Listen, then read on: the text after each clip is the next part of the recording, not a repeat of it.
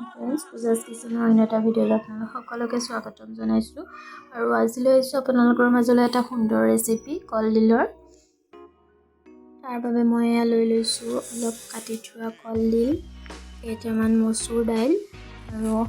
অমিতা আলু পিয়াজ আৰু কেঁচা জলকীয়া দুটা আৰু আদা নহৰু পেষ্ট অলপ লৈছো আৰু এইফালে মছলা ব্যৱহাৰ কৰিছো তেজপাত দুখিলা গোটা জিৰা হালধি সোৱাদ অনুসৰি নিমখ গৰম মছলা জিৰা আৰু অলপ জলকীয়াৰ গুড়ি ব্যৱহাৰ কৰিছো আপোনালোকে দেখিছে মই স্ক্ৰীনত লিখি দিছো আৰু এইফালে মই কেৰাহী এখন পাতি লৈছো আৰু কেৰাহীখন গৰম হোৱাৰ লগে লগে মই এয়া মিঠাতেল অলপ ইয়াতে দি দিছো তেল গৰম হোৱাৰ লগে লগে ইয়াতে মই চেনি অলপ ব্যৱহাৰ কৰিছো এয়া এচামুচ চেনি মই ইয়াতে দি দিছো চেনি দিলে আচলতে কালাৰটো খুব ধুনীয়া হৈ উঠে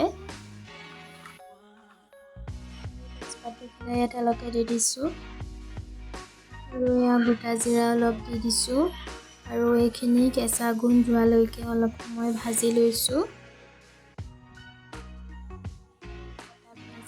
মই ভাজি লম হোৱালৈকে পিঁয়াজখিনি অলপ সময় এনেদৰে ভাজি ল'ম আৰু ইয়াতে দি দিছোঁ মই এতিয়া নহৰু আদাৰ পেষ্ট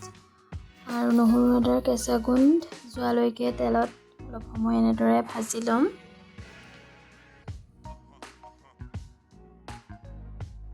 আৰু ইয়াতে মই কেঁচা জলকীয়া দুটাও দি দিছোঁ আৰু ইয়াতে মই দি দিছোঁ এয়া সোৱাদ অনুসৰি নিমখ আৰু এয়া হালধি গুড়া আৰু অলপ দি দিছোঁ এয়া জিৰা গুড়া আৰু এইফালে দি দিছোঁ এয়া জলকীয়া গুড়া আৰু অলপ গৰম মছলা আৰু এইখিনি অলপ লৰাই দিছোঁ আৰু অলপ সময় ভাজি ল'ম মছলাৰ কেঁচা গোন্ধটো থাকিলে বেয়া লাগে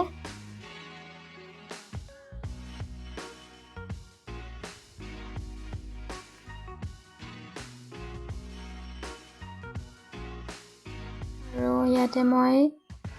কাটি থোৱা কলডিলখিনি দি দিছোঁ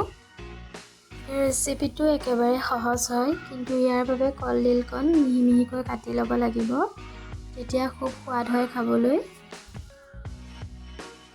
এইদৰে ভাজি লোৱাৰ পাছতে অলপ ঢাকনখন ব্যৱহাৰ কৰিম 3 মিনিটৰ বাবে আৰু ঢাকনখন আঁতৰাই মচুৰ দাইলখিনি দি দিছোঁ দাইলখিনি ধুই পানীটো টুকি থৈ দিছিলোঁ মচুৰ দাইলটো দিলে আচলতে বেলেগ এটা সোৱাদ পোৱা যায় মচুৰ দাইলখিনি কলডিলৰ লগত এনেদৰে অলপ সময় ভাজি ল'ম আপোনালোকে বহুতে বনাব জানেই চাগে বহুতে খাইছেও চাগে কিন্তু নশিকাৰুসকলৰ সুবিধাৰ্থে আমি এই ভিডিঅ'টো আগবঢ়ালোঁ এইখিনি অলপ ভাজি লোৱাৰ পিছতে অমিতা আৰু আলুখিনি ইয়াতে দি দিম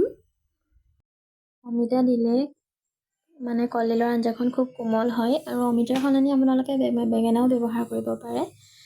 কলডিলকণ খুব কোমল হয় আৰু খাবলৈ সোৱাদ হয় যদি নাই খোৱা খাই চাবচোন একেবাৰে সহজ ৰেচিপি হয় আৰু হেল্ডি ৰেচিপি হয় এইদৰে অলপ ভাজি লোৱাৰ পিছতে মই গৰম পানী দি দিছোঁ পানী মই একেবাৰতে দি দিয়া নাই দুবাৰ ব্যৱহাৰ কৰিছোঁ এইদৰে পানী অলপ দি লৰাই পুনৰ ঢাকনখন দি দিম এইদৰে পানী অলপ দি পুনৰ ঢাকনখন দি সিজিবলৈ দিম আৰু এয়া 10 মিনিটৰ পিছত মই ঢাকনখন দাঙি এয়া মই চাইছোঁ সিজিছে আৰু অলপ সিজিবলৈ আছে আৰু পুনৰ আৰু অকণমান পানী ব্যৱহাৰ কৰিম পানী মই একেবাৰতে দি দিয়া নাছিলোঁ দুবাৰ ব্যৱহাৰ কৰিছিলোঁ আৰু এয়া কলডিলৰ পানীটো শুকাই আহিছে আৰু এয়া কলডিলৰ আঞ্জাখন হৈ গৈছে আৰু এইখিনি মই অলপ গ্ৰেভি কৰিছোঁ যদি ভিডিঅ'টো চাই ভাল পালে লাইক সাবস্ক্ৰাইব আৰু শ্বেয়াৰ কৰিবলৈ নাপাহৰিব তেন্তে পুনৰ নতুন এটা ভিডিঅ'ৰ সৈতে লগ পাম আজিলৈ ধন্যবাদ